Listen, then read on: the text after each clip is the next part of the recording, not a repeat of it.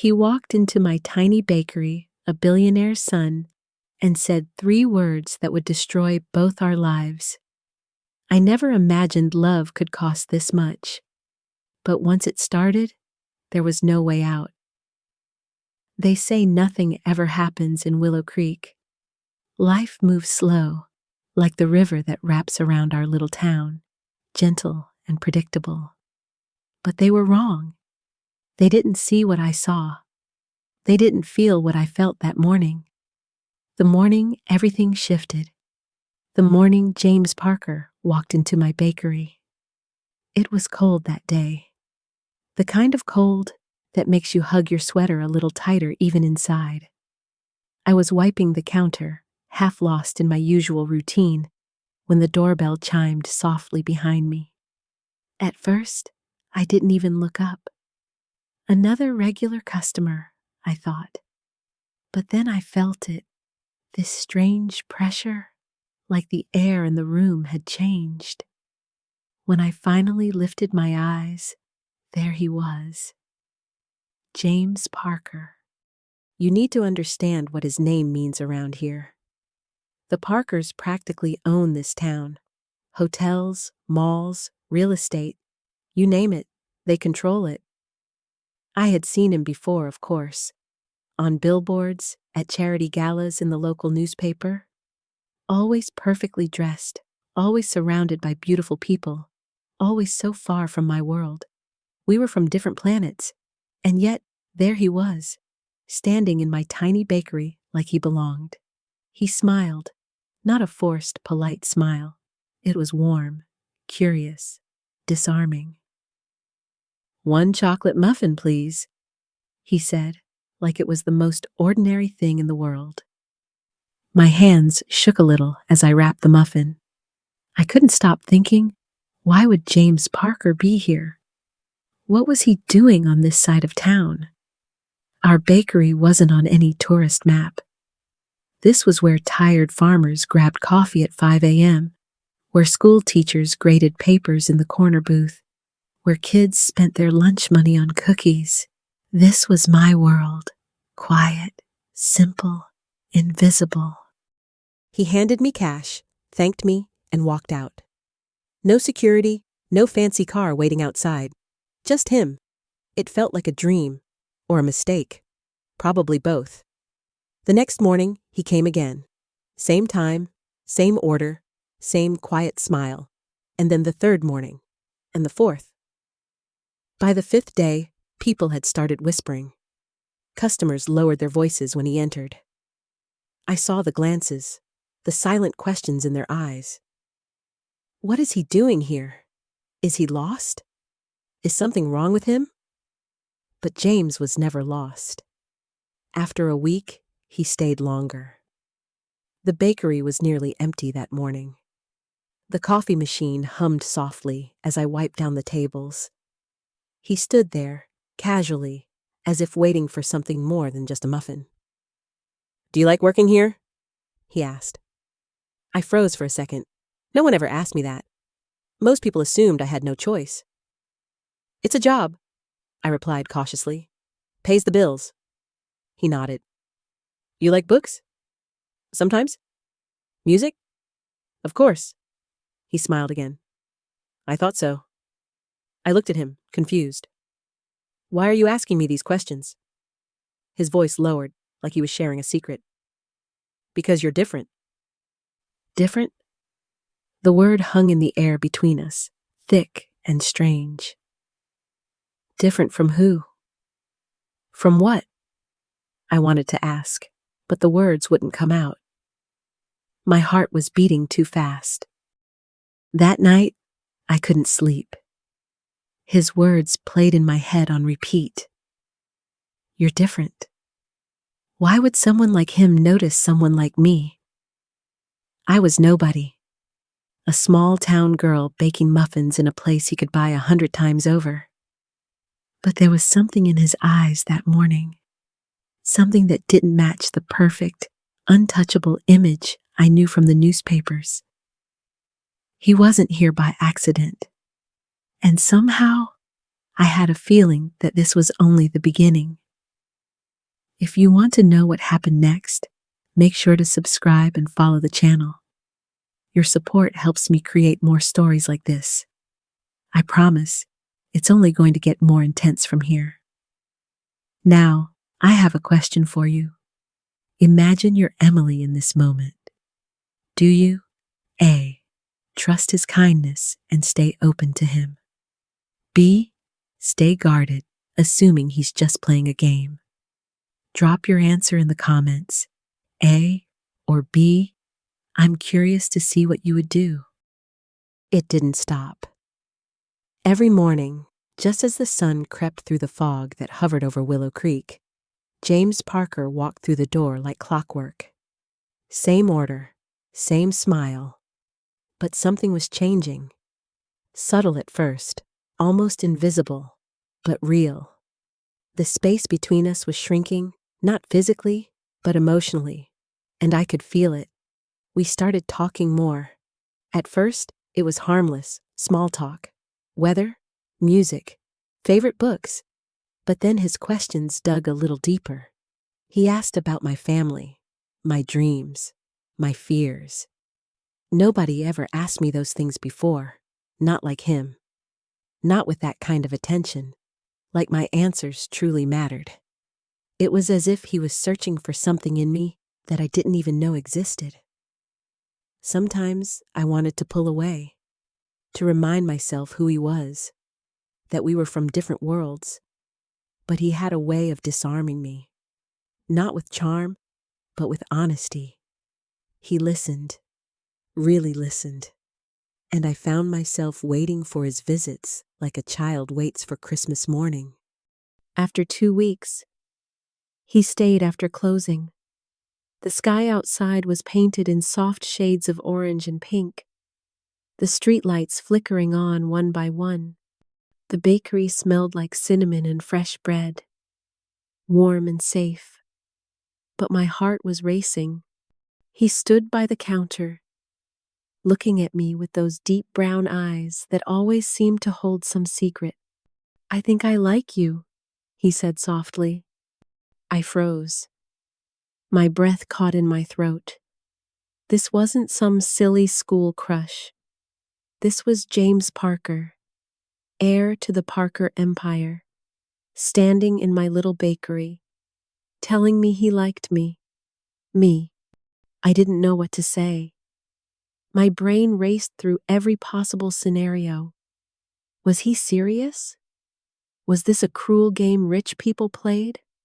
Was he bored with his perfect life and looking for some small-town entertainment? I finally managed a whisper. "Why?" His smile didn't fade. "Because you're not like everyone else.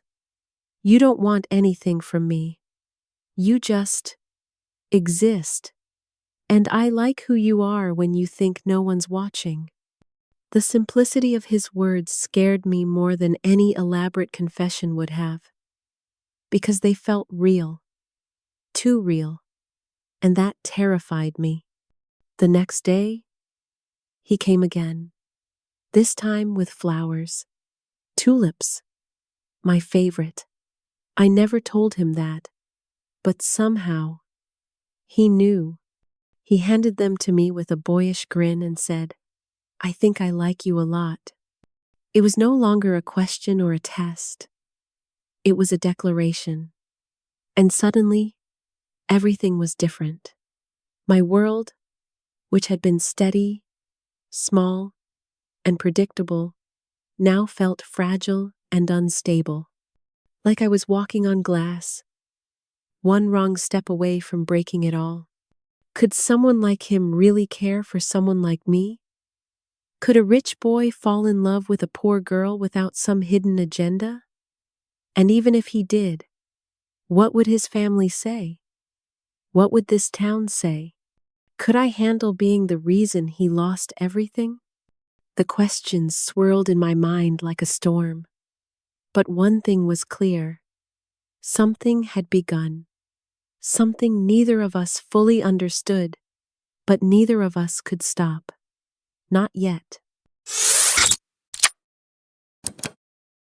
It didn't take long before the walls started closing in.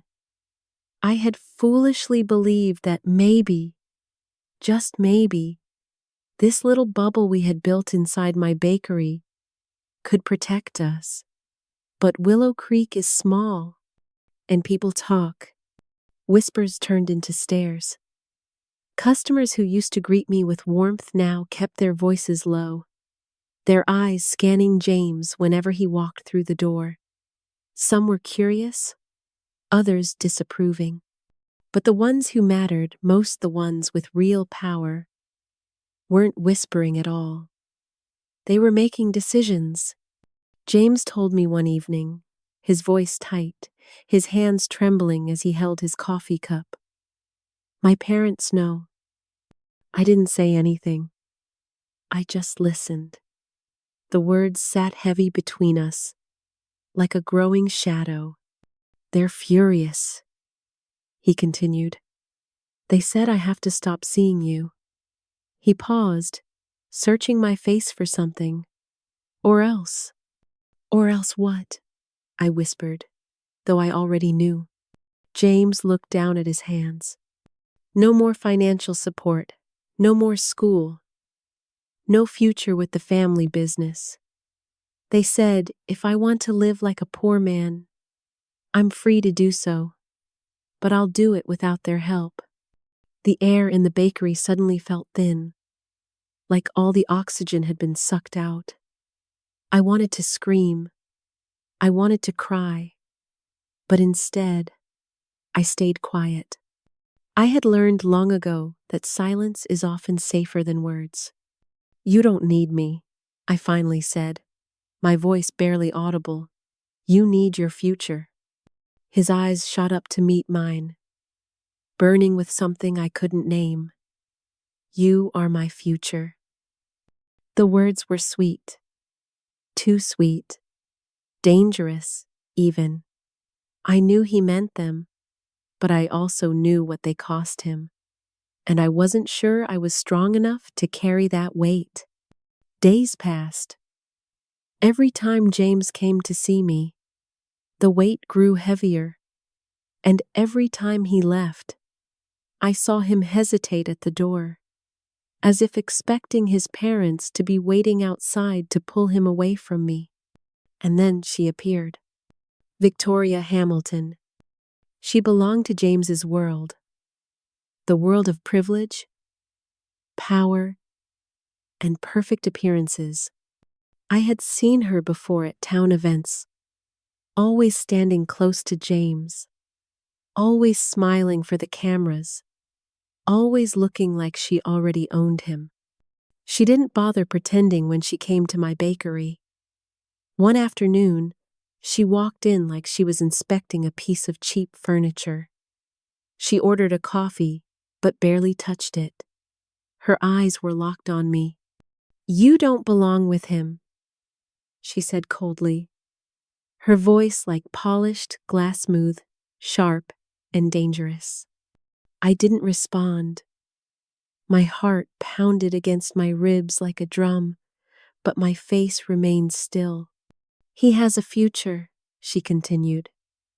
Do you really want to be responsible for destroying everything he's worked for?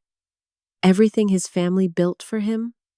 Her words found their way into my chest and lodged there like tiny needles. I had thought them myself in quiet moments.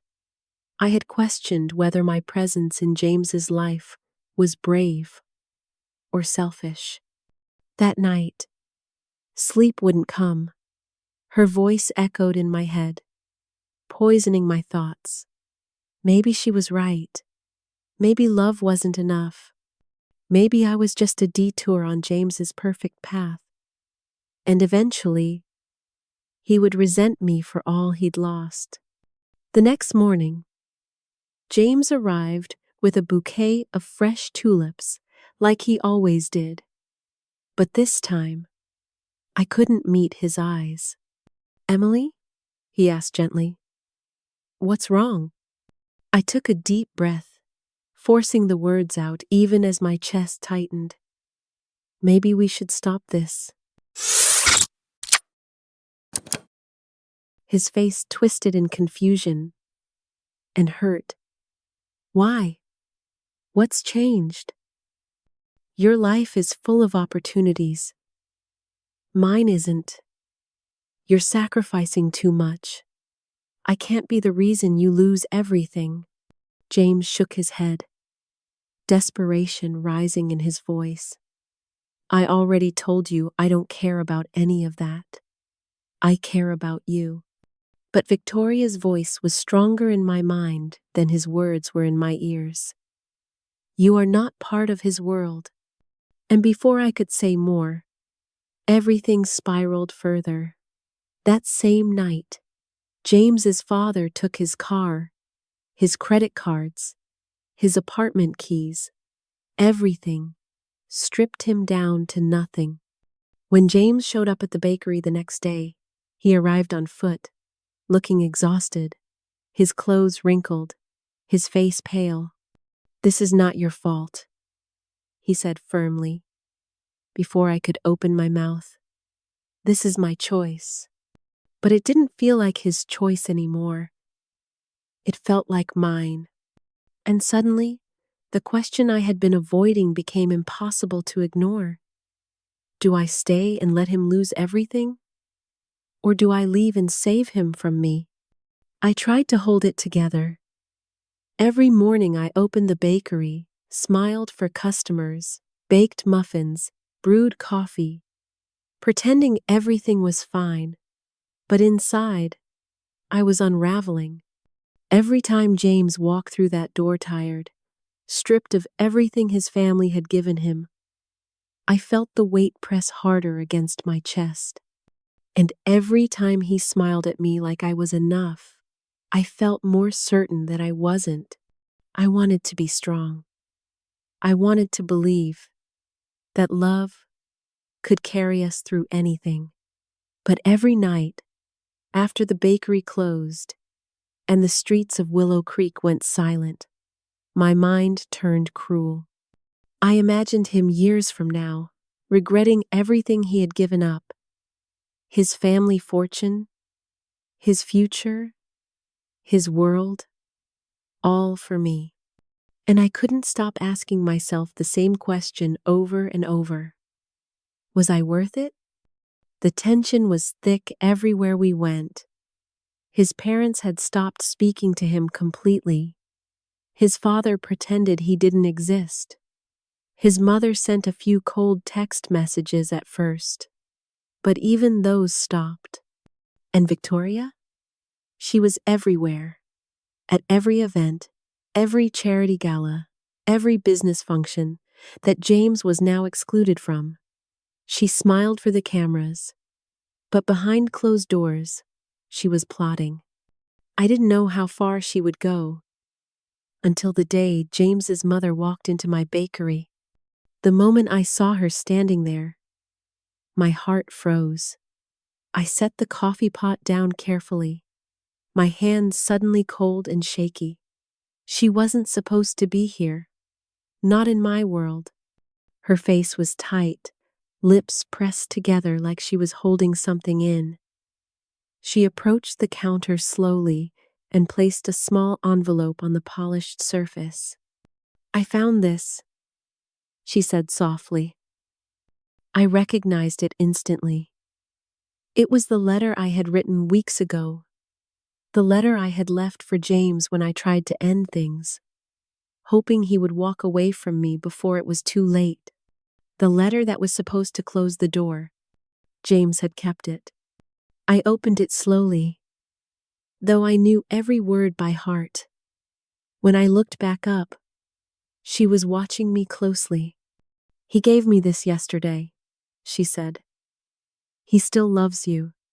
I didn't know what to say. My throat tightened.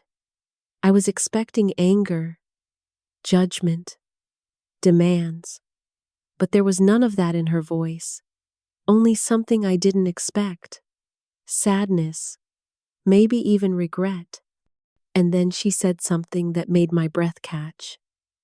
I listened to a message on Victoria's phone. My stomach twisted. I hadn't known James's mother was suspicious enough to search for the truth, but somehow she had found it. She continued, her voice trembling. She planned everything. She lied to us about you. She said you were using him, that you wanted his money, but all you've done is try to protect him. Her eyes softened as she took a deep breath. We were wrong. I was wrong. I judged you because you're poor, but you have something far richer than anything we own. She paused, almost whispering the last word. Honesty. Tears stung the corners of my eyes. For weeks, I had carried the guilt of destroying James's life. For weeks, I had believed I was the selfish one, pulling him down with me. But in that moment, the weight began to lift. But it wasn't over yet. Word spread quickly after that. The voice message from Victoria somehow made its way through the town. I never learned exactly how it didn't matter. People who once whispered behind my back now whispered about her. They questioned her motives, her lies, her carefully polished mask. Friends distanced themselves. Some reporters circled like vultures. Victoria said nothing. She just disappeared from Willow Creek a week later. But even as she left, the damage she had caused still hovered in the air like smoke after a fire. I thought that was the end of the battle. But I was wrong again, because the hardest conversation was still coming. And it came the day James's father walked through my bakery door. The bell above the bakery door chimed. But this time, it wasn't James. It was his father, the man who had threatened to erase James's future, who had stripped him of everything, who hadn't spoken his name in months. And now he stood there, perfectly dressed in a tailored suit, his presence heavy, like a storm cloud that had finally rolled into my quiet world. James was already here that morning, stacking trays behind the counter. But when he saw his father, he froze. The tension in the room was instant, like a wire pulled tight and ready to snap. For a moment, no one spoke. The air was thick with old anger and fragile hope. I need to speak with both of you, Mr. Parker said, his voice calm but distant. James didn't move. His jaw tightened. I could feel his body stiffen beside me, ready for a fight. But somehow, I sensed this wasn't a confrontation. There was something different in his father's face. Not cold, not arrogant, almost haunted. We sat at the small table near the window, where I had served countless morning coffees to strangers. But now, everything felt different. The silence stretched between us, until his father finally began to speak. When I was young, he said slowly, I loved a girl like you. His eyes shifted to me, not with judgment, but with something softer. Regret, perhaps. My father didn't approve. She didn't come from our world. He said she would destroy everything we'd built. I was young. I believed him. I let her go. He paused, his voice catching for the briefest second. I spent years convincing myself I made the right decision. I married someone from the right family. I did everything that was expected of me. I built this business, raised my children, grew my wealth. But I never forgot her. The weight of his confession hung heavy in the air. I glanced at James, who was now staring at his father, his expression unreadable. I see now. Mr. Parker continued, that I nearly forced my son to repeat my mistake. He turned to James directly. You have given up everything for her, but she has also tried to give you up, to protect you. That kind of love is rare, James. It's stronger than any business deal, stronger than any fortune. His voice softened even more. I was wrong. I felt my throat tighten, my hands cold and clammy against my lap. I hadn't expected this. None of it. You may not come from our world, he said to me, but you bring something into our family we never truly had.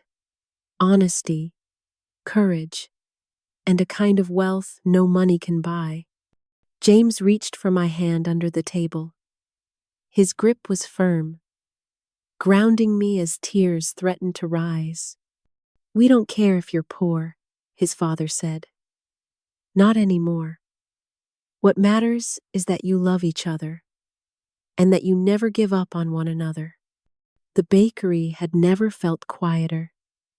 And yet, in that silence, something inside me shifted. The fear that had lived in my chest for months slowly began to release. We had survived the judgment, the lies, the isolation, and now, something I never thought possible was happening. We were being accepted, not just tolerated, but truly seen. As weeks passed, life slowly found its rhythm again. The bakery became busier than ever, not because of the muffins, though people still claimed mine were the best in Willow Creek. People came for the story. The rich boy who gave up everything for love. The poor girl who never asked for anything but was willing to sacrifice everything for him. Some people doubted us still. Some whispered, but we no longer cared. Every Saturday, James's parents visited the bakery. His mother brought fresh flowers. His father never said much, but one morning, as he handed me my usual delivery of flour, he paused. For a moment, his eyes softened again. Thank you, he said quietly, for not giving up.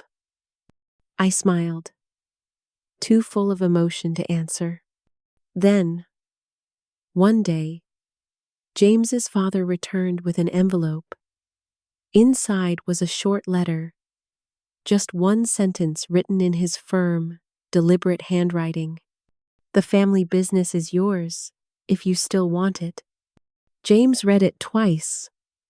Stunned, I looked at him, my heart racing, unsure what he would say. But then, I saw it in his eye certainty. Peace. You don't have to choose anymore, I whispered to him. You have both now. He smiled, pulling me close. Number, we have both. We didn't need the big house or the luxury cars. We had something far more precious. A life built not on wealth, but on choices we made together, every single day. The choices that nearly broke us, but ultimately saved us. Love had won.